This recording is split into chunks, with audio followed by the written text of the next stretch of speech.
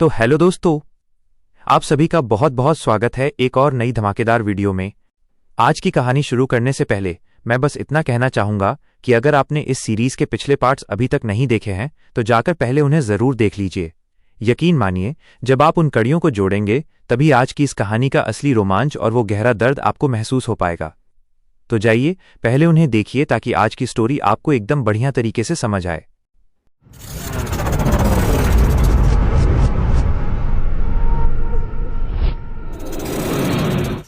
Konoha में chunin परीक्षा का माहौल था।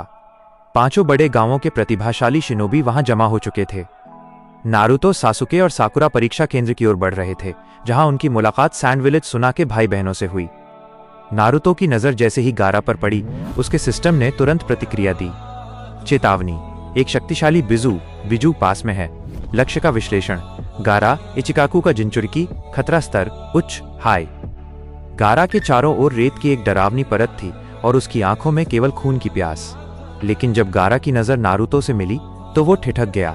उसे नारुतो के अंदर कुरामा के अलावा कुछ और भी महसूस हुआ, एक गहरा अनंत अंधकार जो उसकी अपनी रेत से भी ज्यादा भारी था।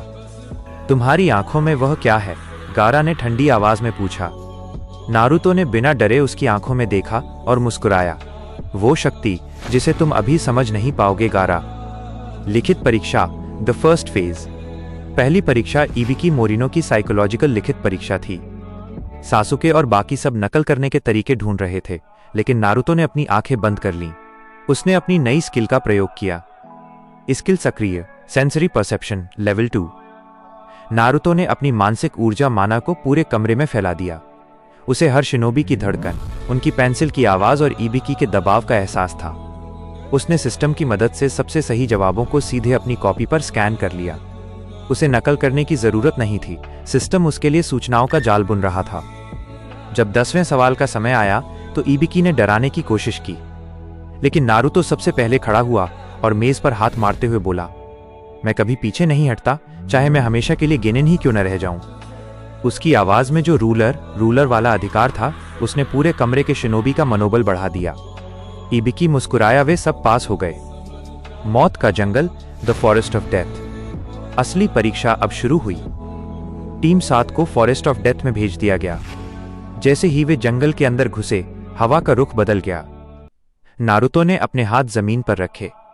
ज़बूज़ा, निगरानी करो। छाया से ज़बूज़ा की अदृश्य आकृति निकली और आसपास के दुश्मनों को खत्म करने लगी। नारुतो को लड़ने की जरूरत ही नहीं पड़ी। सिस्टम उसे लगातार नोटिफिकेशन भेज रहा था। आपके शैडो ने ग्रास शिनोबी को हराया 200x पर ऊपर, लेवल 14। तभी अचानक एक विशाल हवा का झोंका आया। साकुरा और सासुके जमीन पर गिर पड़े। एक अजीब सी औरत, ओरोचिमारू का छद्म रूप, घास के बीच से रेंगती हुई निकली। उसका किलिंग इंटेंट, हत्या का इरादा, इतना शक्तिशाली था कि सासुके डर के मारे अपनी कुनाई भी नहीं उठा पा रहा था। ओरोचिमारू ने अपनी लंबी जीभ बाहर निकाली और नारुतो की ओर देखते हुए कहा, तुम्हारे अंदर कुछ बहुत कीमती छिपा है, छोटे बच्चे। नारुतो ने सासुके के कंधे पर हाथ रखा।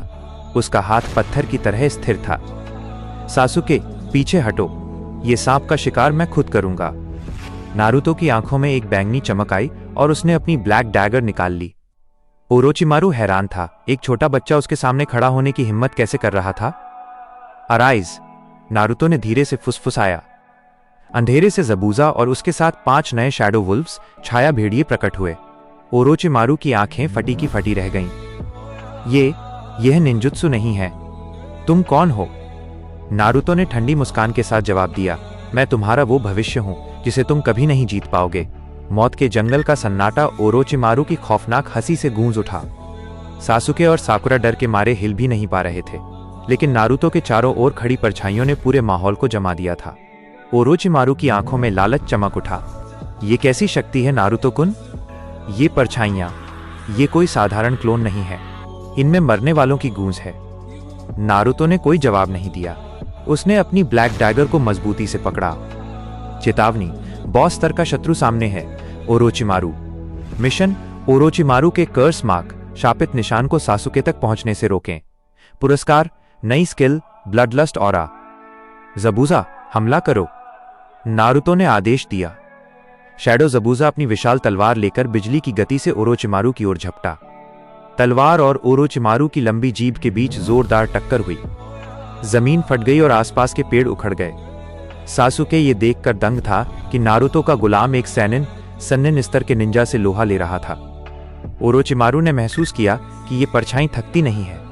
उसने अपने मुंह से हजारों सांप छोड़े, लेकिन नारुतो ने अपनी उंगली हवा में घुमाई। स्किल सक्रिय, रूलर्स अथॉरिटी लेवल 1। अचानक एक अदृश्य गुरुत्वाकर्षण के दबाव ने उन सभी सांपों को जमीन में गाड़ दिया।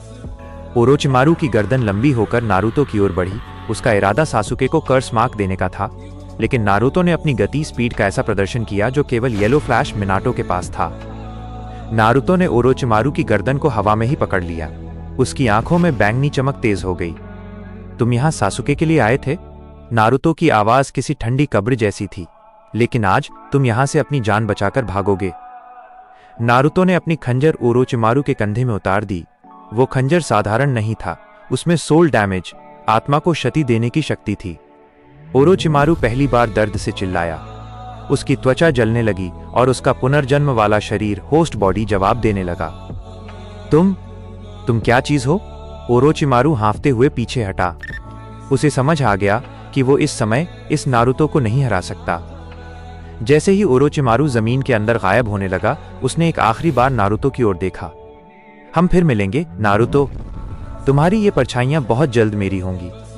जैसे ही ओरोचिमारू गया, सिस्टम की स्क्रीन चमक उठी। मिशन सफल, स्तर ऊपर, लेवल 18, नया टाइटल प्राप्त, the one who defies fate, भाग्य को चुनौती देने वाला प्रभाव, सेंस स्टैट्स में 30% की वृद्धि। सासुके लड़खड़ाते हुए नारुतो के पास आया। उसके चेहरे पर हताशा और जलन साफ दिख रही थी। नारुतो, वो कौन था? और तुम ये सब कैसे कर रहे हो? मुझे बताओ। नारुतो ने मुड़कर सासुके को देखा। उसकी नजर में वो पुराना बचपना नहीं था। शक्ति मांगने से नहीं मिलती सासुके, उसे छीनना पड़ता है। अगर तुम सच में मजबूत होना चाहते हो तो मेरे पीछे आओ। नारुतो ने अपना अर्थ स्क्रॉल और हेवन स्क्रॉल निकाला, जो उसने ओरोचिमारू के जाने के बाद वहां से उठाया था। टीम 7 अब दूसरे चरण को पार करने के लिए तैयार थी। लेकिन दूर एक पेड़ की छांव में खड़ा काबुतो ये सब देख रहा था। उसे पता चल गया था कि नारुतो उज़ुमाकी अब इस खेल का सबसे खतरनाक मोहरा बन चुका है।